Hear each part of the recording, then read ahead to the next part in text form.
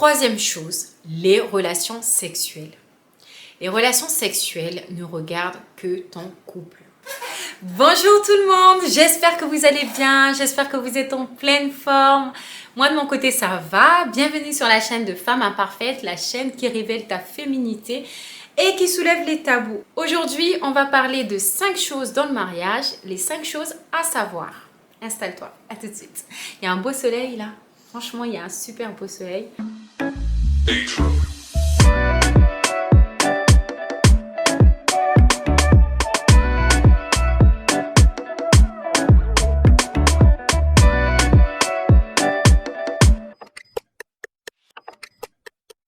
Alors, première chose, c'est les disputes. La gestion des disputes en fait dans le couple. Se disputer, c'est normal. Maintenant, le truc, c'est pourquoi on se dispute en fait et comment on se dispute. C'est-à-dire que quelquefois, en fait, les couples laissent les choses complètement insignifiantes arriver jusqu'aux disputes. Et ils ne se préparent pas. Et du coup, ça fait que en fait, ça devient récurrent. À chaque fois, c'est la même chose. Parce que les couples ne se sont pas préparés à se disputer. C'est pour ça que c'est super important en fait de définir des règles en fait à suivre lorsqu'il y a une dispute, lorsqu'on n'est pas d'accord. Qu'est-ce qu'il faut qu'on fasse? Comment il faut qu'on fasse pour ne pas que ça amène et que ça conduise à des disputes qui sont complètement disproportionnées. Donc ces règles, ça peut être en fait des règles à ne pas franchir lorsque on se dispute. Donc les règles, ça peut être par exemple pas de mots blessants, pas de rappel en fait des histoires qui sont complètement anciennes, parce que on le sait tous que lorsqu'on revient sur des histoires anciennes, ça veut dire qu'on n'a pas pardonné, qu'on n'est pas passé à autre chose. On ne peut pas se disputer sur la même chose, à chaque fois revenir tout le temps la même chose. Nous les femmes, on est vraiment des reines dans ça. C'est-à-dire on est les premiers à revenir sur la même situation pendant 10 000 ans. C'est fatigant. C'est pas seulement pour les hommes, mais c'est fatigant de revenir sur la même chose parce qu'en fait, à un moment donné, c'est comme si on ne faisait jamais le deuil de ces disputes-là, enfin de ces sujets-là. Et qu'on revenait à chaque fois. Dans ce cas-là, demandez-vous pardon, excusez-vous et puis passez à autre chose parce que c'est barbant et ça ennuie tout le monde. Ce n'est pas seulement dans un couple, ça va être aussi dans des relations en fait avec la famille, etc. En fait, ça ennuie tout le monde. Passez à autre chose, ça va vous aider et ça va aider aussi votre partenaire. Le fait de se fixer ces limites-là, ça met tout de suite un cadre. Un cadre que chacun doit respecter et que tout le monde sait en fait. Et à mon sens, ça va régler 90% de vos problèmes parce qu'en fait, ça vous apprend à respecter l'autre. Parce qu'en fait, en général, lorsqu'on se dispute et que ça va loin, en général, c'est parce que l'autre, en fait, se met dans une position qui est supérieure à son partenaire, veut se mettre dans une position qui est supérieure, j'ai raison, etc., etc. Alors que là, en fait, chacun connaît sa place, chacun sait où est-ce que c'est que la limite, et au moins, on ne va pas rentrer, en fait, dans l'étape où on va blesser l'autre, où on va dire quelque chose qu'on ne voulait pas dire, en fait. On ne va pas rentrer dans le « Ah, excuse-moi, je ne voulais pas dire ça ». Bon, en tout cas, ça peut arriver, mais si ça arrive, au moins s'excuser. Il faut savoir s'excuser, c'est super important. Mais on ne va pas venir en fait insulter la personne et ensuite s'excuser. Parce que si tu insultes une fois, 2 fois, 3 fois, ça veut dire que tu étais pleinement conscient. On s'excuse sur des choses qu'on n'a pas voulu faire. Mais lorsque tu le fais volontairement, en fait, c'est normal qu'après, la personne a du mal à t'excuser. Deuxième chose, prépare-toi à vivre avec cet homme. Ne te prépare pas à la bague, ne te prépare pas au mariage, prépare-toi à vivre avec cet homme. Parce que comme on a dit précédemment, il y aura des disputes, il y aura des hauts et des bas, il y aura des difficultés qu'il faudra vraiment dépasser. Mais pour dépasser ces difficultés, il faut que tu sois préparé. Parce que lorsque tu n'es pas préparé, en général, ça se confronte en fait et ça peut emmener donc à la séparation. On ne veut pas arriver jusqu'à la séparation. On ne veut pas arriver au point où on va dire « Ah, je ne te pensais pas comme ça ». Non, parce que déjà on évolue tous, mais je pense qu'il y a certaines choses qui peuvent être anticipées, notamment les disputes, le comportement, etc. C'est pour ça que je te conseille vraiment en fait de corriger ton comportement à toi. Parce qu'on a tendance dans une relation à souvent accuser l'autre lorsqu'on est face à un danger, lorsqu'on se sent en danger, attaqué, etc. ou face à un problème. Mais corrige ton comportement. Parce que ton comportement fait déjà 90% du reste en fait. Si ton comportement est plutôt doux, dans la douceur, etc., la personne qui est en face en fait, même si elle est violente, ça va baisser en fait. Ça va baisser et surtout, je pense que ça apporte encore plus une chose, c'est que même si demain ça ne va pas, mais en fait tu seras sereine en fait parce que tu sais que c'est pas toi. Donc corrige ton comportement. Ton comportement peut en fait venir détruire tout ce que vous avez bâti, tout ce que vous avez vraiment construit. Donc soigne tes blessures intérieures, apprends à t'aimer, apprends à t'apprécier. Parce que je pense qu'en fait la base justement, la base du couple en fait c'est le bien-être, surtout le bien-être de la femme. Alors ça je pense que je vais le développer dans une autre vidéo plus tard, mais c'est super important d'être bien, de se respecter, de s'aimer, de s'apprécier. Parce qu'en fait, ça va te permettre d'être bien aussi dans la tête et de mieux accepter aussi les événements qui vont arriver au cours de votre relation, au cours de votre couple, au cours de l'avancée en fait. Corrige en fait ton comportement parce que ça va te permettre aussi de mieux en fait te laisser aimer. Parce qu'en fait, la personne qu'on aime, on ne cherche pas à la décevoir. La personne qu'on aime, on fait tout pour ne pas décevoir cette personne-là. Donc en fait, si jamais la personne qui est en face de toi, si jamais toi, tu t'aimes, en fait, tu vas faire en sorte à ce que tu ne te déçoives pas. Donc tu vas faire les choses pour ton bien-être à toi, mais le bien-être aussi aux autres.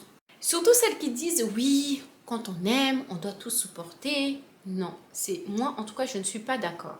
Parce qu'en fait, je pars du principe que le comportement peut être corrigé.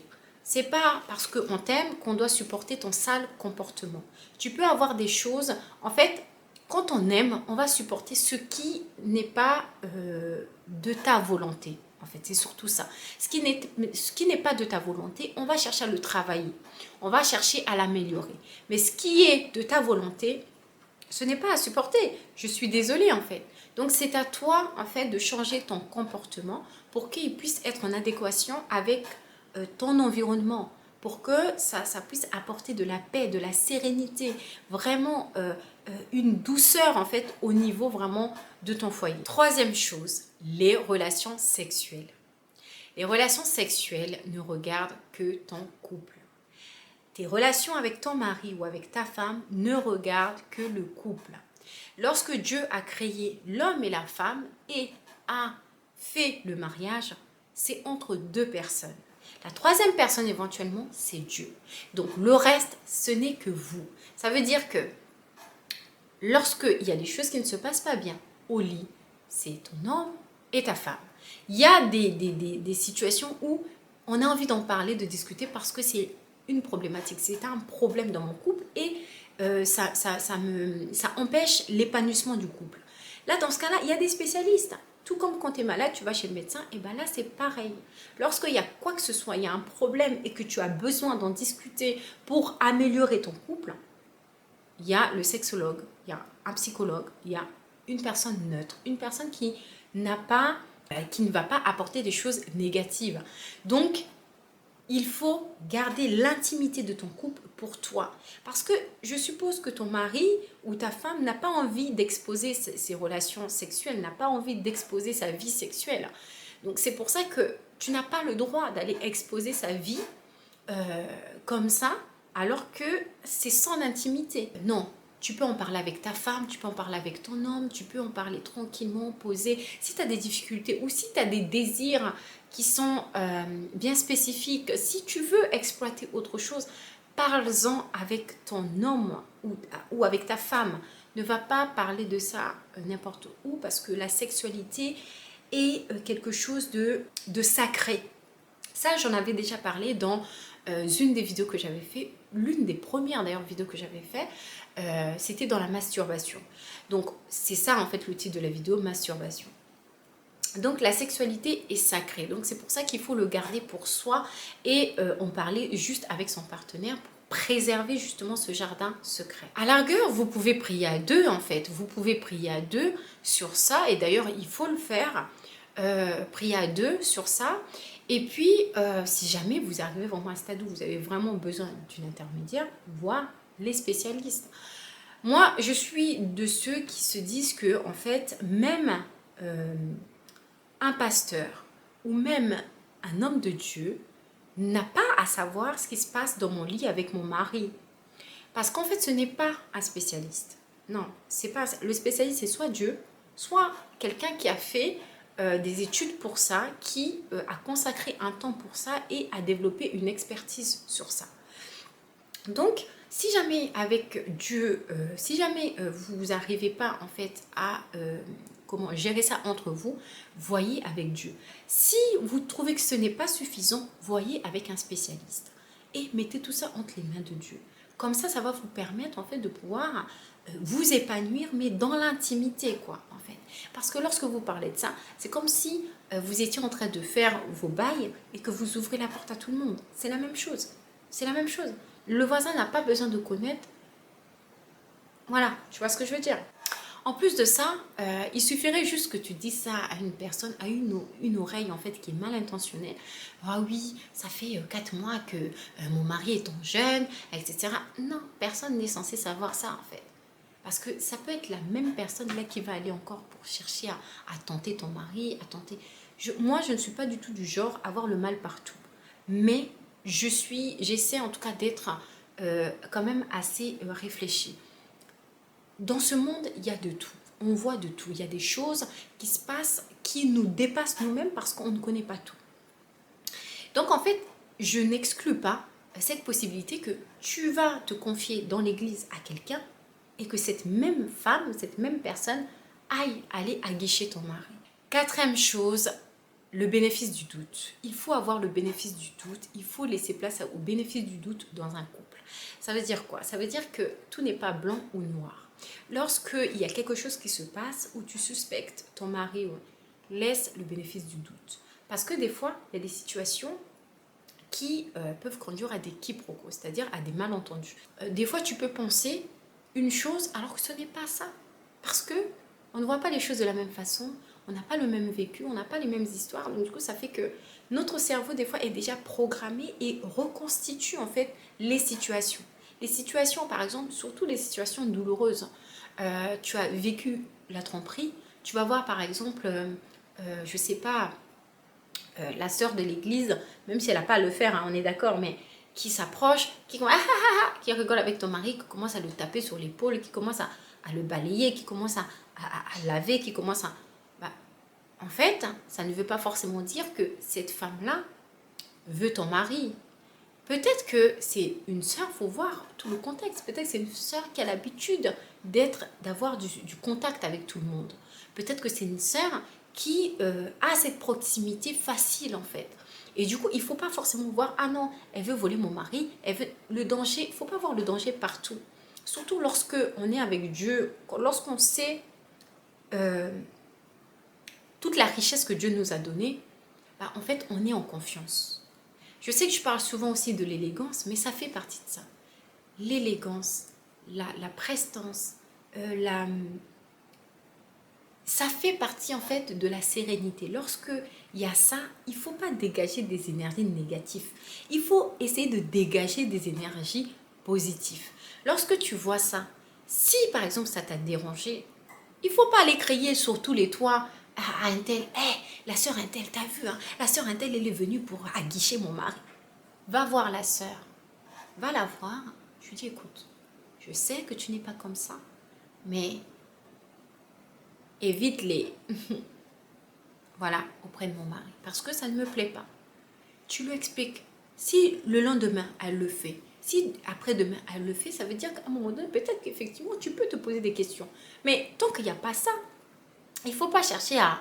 Bien entendu, si la sœur, elle vient comme ça, elle commence à caresser le torse de ton mari, elle commence à toucher les fesses, elle commence à... Là, oui, on est d'accord que c'est déplacé, ça se voit, etc. Mais si elle vient seulement toucher l'épaule parce que c'est sa façon d'être, c'est rien ça en fait. C'est rien, il ne faut pas être parano, il ne faut pas avoir peur. Ton homme, c'est ton homme. Ton homme, tu sais que c'est ton homme. Lorsqu'il y a un faux pas, c'est ton homme que tu corriges.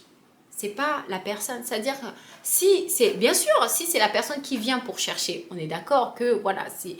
Mais si à un moment donné, c'est ton homme qui te trompe, par exemple, c'est pas la fille, c'est ton homme. En fait, c'est ton homme et c'est à toi de prendre aussi des précautions pour permettre un cadre beaucoup plus bienveillant, beaucoup plus apaisé, moins risqué en tout cas je veux dire, et pour ne pas que ça arrive. Mais va pas commencer à t'énerver, à t'agiter, etc. quoi.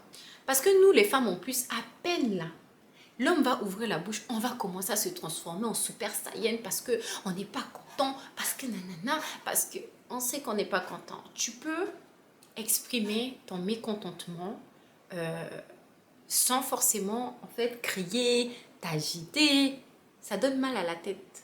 Faut pas faire ça. Tu peux parler tranquillement, tu peux exposer. On est des adultes, faut dire les choses. Il faut appeler le A par le A, le B par le B. Donc il faut dire les choses. On comprend, ton mari comprend, ton partenaire comprend. Donc tu peux lui expliquer. Va pas chercher à créer d'autres histoires, tu vois. Ou alors les gens qui... Tu sais pas trop ce qu'elles font. Ou les... Ah, moi j'ai toute une liste de mecs. Tu n'as pas besoin de te justifier ou de démontrer que tu plais. Tu n'as pas besoin de ça. Lorsque tu as une certaine façon de vivre, ou en tout cas une femme élégante, alors là je dévie un peu, mais ne va pas chercher à démontrer que voilà, tu plais à telle personne, tu plais. Non, ça ne sert à rien d'aller créer des jalousies. Tu peux dans une situation par exemple être très embarrassé et puis l'expliquer et le parler à ton mari. Ah oui, bah là, j'ai pas apprécié ça, j'ai pas aimé ça. Ah, tiens, il y a pas de souci. Mais va pas créer des histoires. Par exemple, tu es avec l'ami de ton mari, tu viens là avec la jupe courte, tu viens mettre tes jambes comme ça. Non.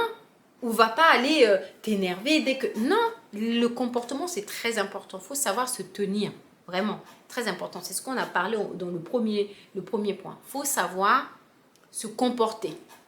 C'est un petit peu ça que j'appelle l'élégance en fait. Il faut savoir se comporter. Il faut savoir que ton mari n'a pas les mêmes pensées que toi. Ton mari, c'est quelqu'un qui est différent de toi. Donc, ce que toi, tu penses n'est pas forcément ce que lui pense. Comment tu vois les choses n'est pas forcément comment lui voit les choses. Donc, en fait, il faut communiquer, il faut parler, il faut dire les choses sereinement, sainement. Quelqu'un qui te trompe, hein, si tu n'es pas d'accord avec ça, tu pars. Tu n'as pas besoin de crier midi, 14h, tu pars, en fait. Et tu cherches d'autres solutions, tu trouves des solutions. Bref, tu fais ce que tu veux, mais tu n'as pas besoin de crier, Alors, je ne parle pas de tromperie, vraie tromperie, hein.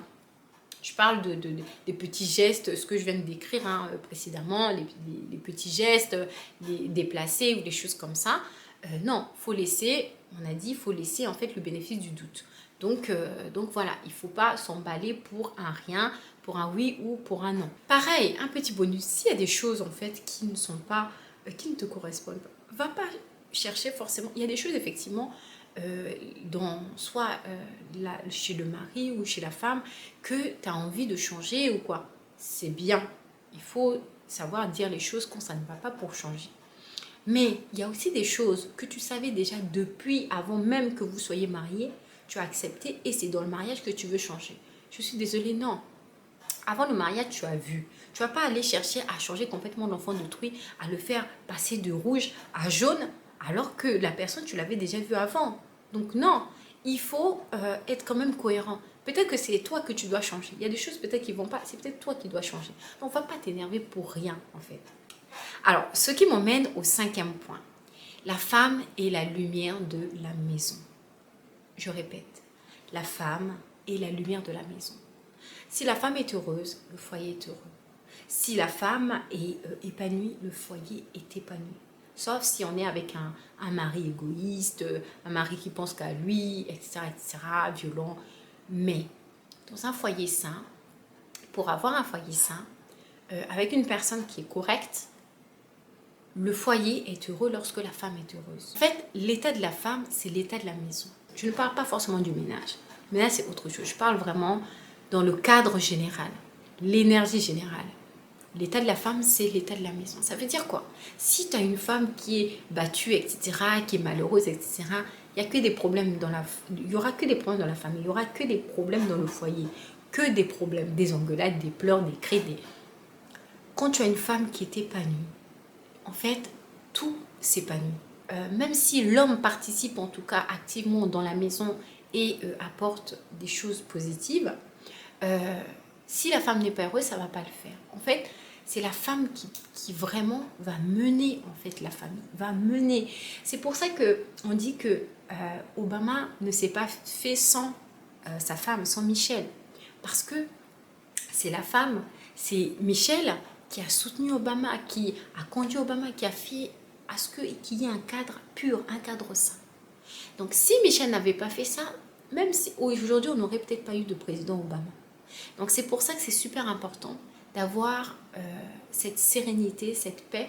Et pour avoir ça, il faut prendre soin de soi. Il faut prendre soin de soi. Prendre soin de soi, c'est pas forcément faire des ongles, faire le maquillage, non, c'est tout. Donc la femme a vraiment cette capacité de pouvoir orienter son foyer vers le soleil ou vers la pluie. Vraiment, la femme a cette capacité de pouvoir apporter cette lumière, cette brillance, cette orientation, cette bonne énergie en fait au sein de soi. C'est pour ça d'ailleurs qu'en fait quand la femme n'est pas bien, où la femme est tout le temps en train de crier, l'homme traîne dehors, l'homme ne veut pas rentrer à la maison, les enfants sont agités. Parce que la femme n'est pas tranquille, elle n'est pas apaisée, elle n'est pas zen, tu vois. C'est la femme, c'est vraiment l'énergie de la maison. Donc c'est super important de pouvoir faire attention à ce point-là et puis aussi prier. En tout cas, j'ai terminé cette vidéo. J'espère que ça vous a plu. Je vous souhaite en tout cas un bel été et puis je vous dis à la prochaine fois pour une nouvelle vidéo. Ciao, ciao!